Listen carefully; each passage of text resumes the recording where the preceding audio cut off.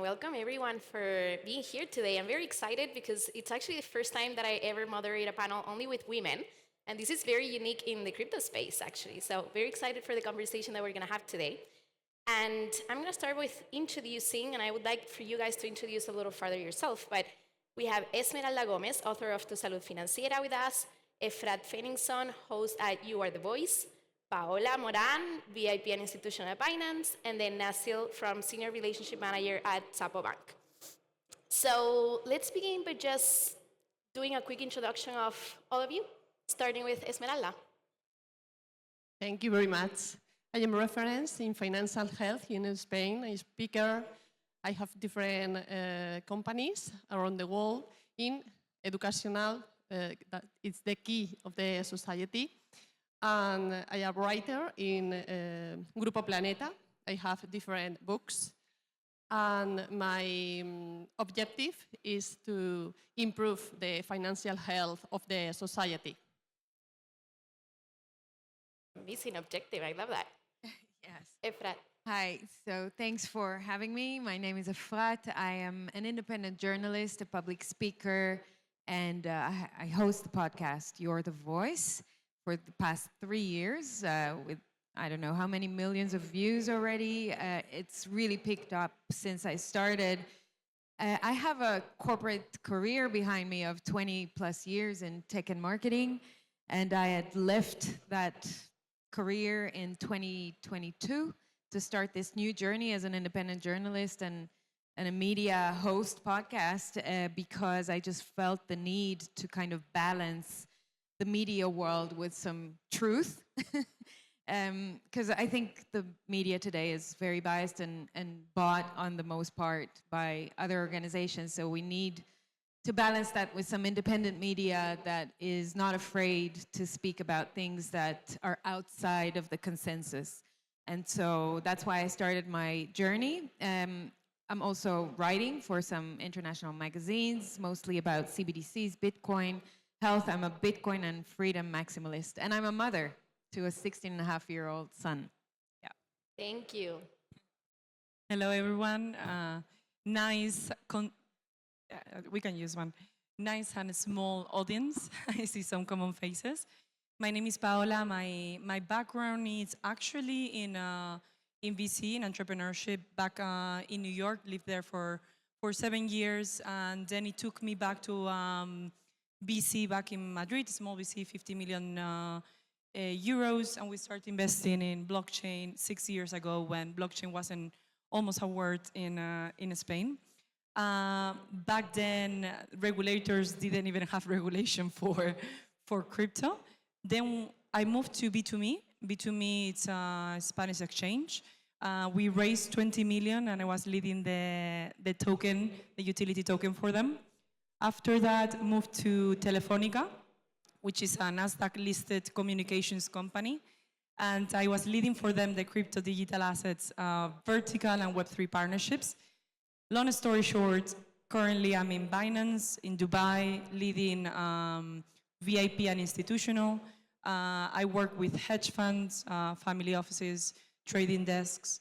And I think the most important part of my career has been helping businesses, which ultimately solves problems of human lives.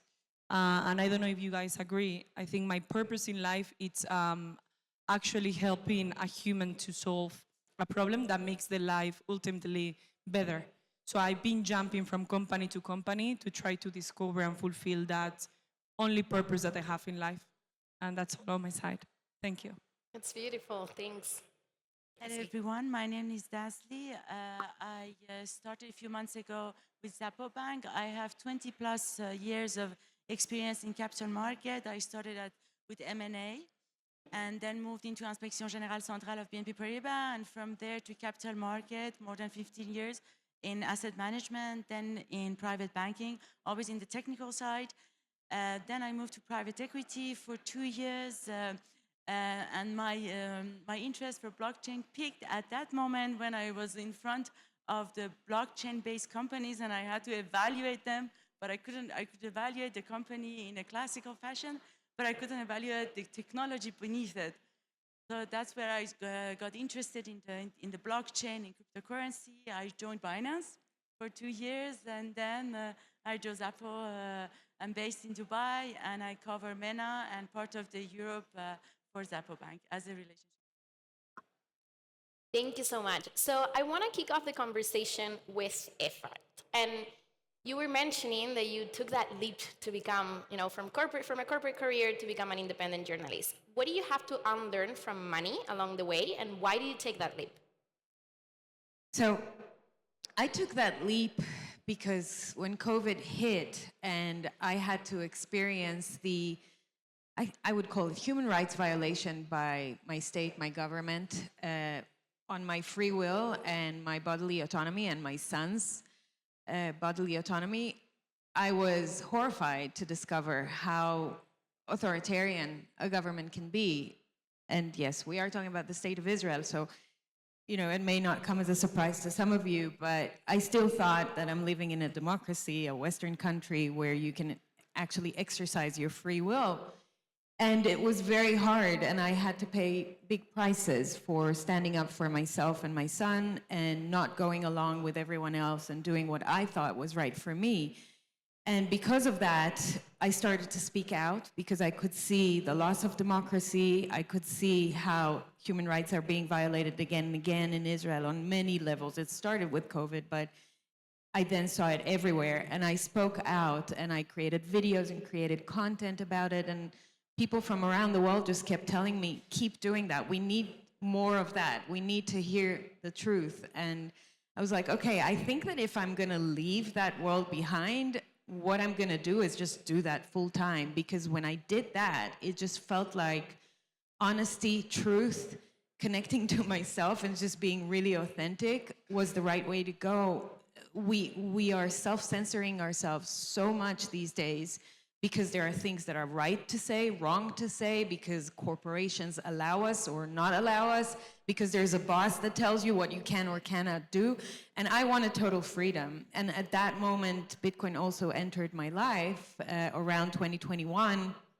And when I discovered Bitcoin, I'm like, oh my God, there is actually hope, because not only that this thing, you see, I'm not interested in Bitcoin because of the money. It is perfect money, but I'm interested in Bitcoin because of the level of freedom it allows the individual, because you can move freely, express yourself freely, you can be less dependent on banks, on governments, on states, on anyone, even on a boss. So I literally took my stuff and left and decided to start this new career so that I can show people how you can regain back the power you gave to institutions or governments or banks or any other entity out there, even people in your life. Where are you not sovereign? Where are you not free to be who you really are? To have the freedom to then discover what your true gift to the world is and then fulfill that purpose in life. We're so stuck in so many places in our lives that we don't have the freedom to be who we really are fully and go all in. And so I wanted to be that person that kind of shows the way to other people and inspires them to take that action in their life and to regain power, rediscover sovereignty, claim it back. Bitcoin is an awesome tool for that. And then it kind of entered into my content as well. And today my podcast is one of the more familiar ones in the Bitcoin space, but also in the freedom community at large around the world. And I travel around the world and speak at conferences about freedom, about sovereignty, about the ultimate, perfect, pristine money we've ever had. And I think I inspire a lot of people to take those kind of actions in their lives too. That's so inspiring. And I love that a couple of you have already mentioned the word purpose, because I feel that we're in an industry that is very purposely driven. So I like that we have those words that are not very heard in other industries. So I want to hand it over to you, Esmeralda, and I would like to ask you, how would you define, you're author of healthy finance. So how would you define in your own terms what having a healthy finance life is? In my experience, the financial health, I define that the good management of the resources And this includes saving, investment, and feel calm and in control in your financial decisions. And today, this is more important than ever because we are living through a big technological, educational, and monetary transformation. And for many years, people trust centralized institutions without control, without option, and really without questioning how money works, how system works, about inflation, or how the system I use this environment. Bitcoin finds that it makes people ask important questions: what money is, who controls it, what does financial freedom really mean? And I believe society is moving toward more decentralized models. Bitcoin, financial education, and more informed citizens are the key. And at the same time, some institutions are trying to control us through digital coins, you know. And people want freedom, privacy, and autonomy over their money and their time. And this kind of event, this kind of people, this kind of women, I think that is the key to change this world. And this is the financial health, more or less. Amazing. Thank you.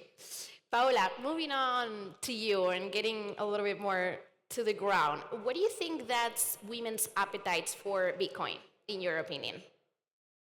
Good question. Ladies, what do you think? All right, without going super controversial, all right? So no financial advice, don't take things wrong, right? In my personal opinion, not Bina's opinion, Paola's opinion, I think women, we take less risks, right, in general.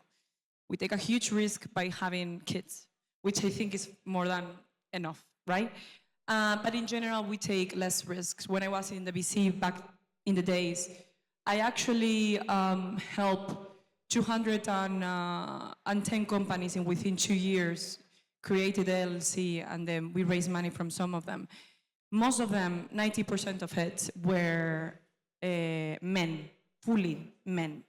Then I remember it was like 8% had some women, and I think it was like 1 or 2 were full women.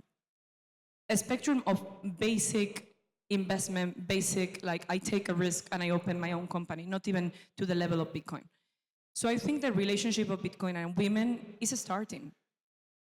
I mean, this panel is one of the ways of starting. There's women in the audience. You need to socialize this topic, understand this topic. And for women to get to invest, they just need to have more knowledge. We're just different. We're different humans, women and men. The thing is that we need to cater the knowledge to women for the women to understand and to feel safe to actually invest. Once the women, at least on my opinion and from what I'm seeing, feels comfortable with it, it's successful. It's successful at it.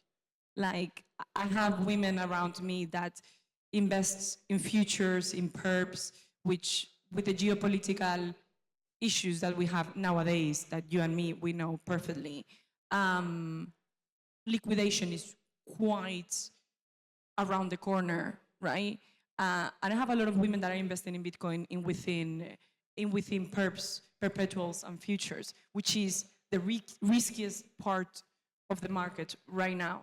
So I think it's doable. I think we need more podcasts. I think we need more lessons of financial advice. I think we need more corporates as Binance, as Chapo Bank, getting into it. And Binance, CMO, it's a woman. The co-CEO is a woman. Most of my teammates are women. This never happened to me back in the days. So I think I would say that digital assets are super inclusive ecosystem. And I think women were warriors, just like get to it, put the elbows down, try to figure it out, and if you fail, stand up and get it going and ask another person to help you. We're here to help each other and to figure it out. Are you gonna lose money? Sometimes you're gonna lose money. I lost money, you know? Like, it's not easy, it's a volatile market. There's not that much liquidity like in S&P and Vanguard, etc. It wasn't created in 1910, right? But still, I think it's worth to like understand, especially the underneath technology behind it, which is sustains the whole liquidity of the market. And building on that, Nasli, what do you think the profile of the woman investor, the Bitcoin investor in general, but especially women, is?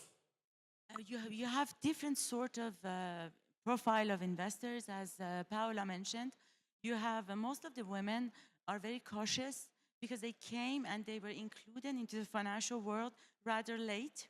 So, and also they live longer than men. So what they are really looking for, of course, is the speculative part of the portfolio. But the most important thing is how to preserve wealth. How can I live on it? How can I grow it? When I met for the first time the clients in the private banking, especially the wife of my clients, they were like, yes, we don't want to have debts, we want to have cash, but this is not growing, this is survival mode. So they need education, they need to understand what is compounding interest is, how do you grow it, how do you protect it against inflation, against huge debts, governmental debts, against the geopolitical uncertainties. But then I agree with you, and I joined that we need the freedom, we need to have the freedom and the sovereignty. But if we have the knowledge, but we don't have the infrastructure that we trust, then this knowledge is just pure theory. But if you have an infrastructure that you trust and you have the knowledge, and you don't need to have sophisticated knowledge, you need to understand the concepts and the risks that you're taking to be able to make informed decisions. But for the infrastructure that you trust in, you need also this surveillance of the government. You need a bank, or you need a platform, crypto platform, that is accountable to another power, to another authority, which is the governmental authority. So this is where I diverge a little bit with your opinion. I think we need accountability in order to build trust. We need knowledge and we need infrastructure with different products. But then once they understand, once the women or men understand the risk they're taking and the product and their future investment planning, then it's really easy to guide them, and it's really easy to guide them and to make fruitful portfolios for everyone, men, women. I just want to comment that our biggest problem in life is trust in humans. Don't get me wrong, I want to trust my friends and family and everyone, but trusting the government, and that is the source of the problem. Trusting banks, trusting whatever, the financial system. We're in a Bitcoin conference. We're here because this is a protocol of rules without rulers. The first problem that Bitcoin comes to fix is no rulers, because that's where the problem lies. The fact that we put our trust at other people or institutions to give us permission to identify us and to guard things for us and tell us, it's okay, it's with me, trust me, bro. That's one of the problems we have. Now, I'm not saying we do need banks. There are certain entities in life, like corporations, that have to have custodians, right? I understand that. I'm not naive. But saying that the surveillance of the government is a good thing, sorry, we do differ on that. No, I believe that we are all, this is a democracy. Each individual is free, corporations are free, but the boundary of freedoms stops when you start abusing and stamping on the freedom of others. So this is where the rule of laws come in. But then you need someone to apply this rule of laws. I totally understand the point of view, and Zappo was founded by our founder, Vences, whose family suffered a lot by the hyperinflation and left, and they lost their fortune. So his idea was not a boardroom nascent idea. The idea came from the fact that he wanted to be free, he wanted to have an autonomy on his wealth, and also, create a space where everyone feels secured and safe for his own wealth. But not everything is black and white. You have all sorts of grades. You need also to have accountability outside to build trust. So at Zappo, it's a regulated bank. We are accountable to the Gibraltar Authority because we are regulated by them, and very soon by UK authority. But also we have the freedom of blockchain. So I think it's the best of the both worlds. But I do believe that all institutions need accountability. Look, 2008, what happened? Lehman Brothers, how they felt. Because there was no accountability, so they just went on and on by putting the capital of the balance sheet in danger, and at the end they collapsed. So I think accountability is important, and I think authorities that are surveilling on corporation and individuals is important because it's a rule of law. Okay, and stay with the. Oh, I build? yeah, of course. I just feel that I'm in between the discussion. So, so I think something key here: decentralization, DeFi, CeFi, governments, no governments. All right, any innovation needs to be tackled, and any innovation needs to be put into the hands of everyone, right? My question to you is that if there is no Web 2.5, how we're going to democratize and how we're going to massively use this, right? Generations change every 20, 30 years. Like, mentality probably change every 50 years, if so, right? So if we just have everything completely decentralized, which I'm down to that, right? Because I understand the amount of people that will use this protocol will take much, much longer to be actually a mainstream as any innovation, If we don't have corporates using it, if we don't have regulators applying some rules through it, what do regulators do? You know it best. The regulators, what they do is just block it. When I was in B2Me, previous exchange, they will block salaries. How do you pay your employees? How do they use the money? So that's regulators, and I understand, right? So I think there is a middle ground that, fortunately or unfortunately, there needs to be a land or a middle land for people to use this in the current world that we use. If not, there won't be any massive adoption. And I think what we want is a massive adoption for people to truly understand the layer of Bitcoin. If you want that, then teach them about the Lightning Network. Just get them to download a wallet, show them how you can zap them money within seconds and help the massive adoption happen. And it is happening around the world by the millions very quickly.